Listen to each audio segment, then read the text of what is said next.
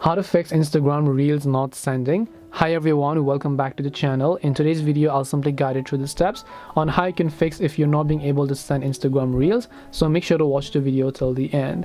Now, if you want to fix Instagram Reels not sending, all you have to do is simply go ahead and then first of all, open the Instagram app.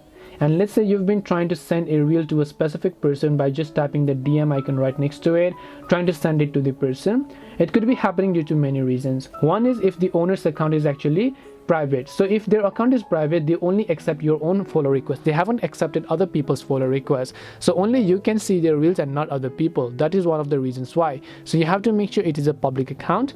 The other is the internet connection. So just make sure that you're using a proper Wi-Fi or a proper network connection. If you have cellular data, also for once, just try to switching to cellular data to see if that solves the problem for you. If it doesn't, then long press the Instagram app icon here, and then I just want you to long press on the I button here. Once you tap the I option, just scroll down, go to storage, clear cache, and also make sure to clear the data. After you've done that, simply open up your Play Store and then just search for the Instagram app.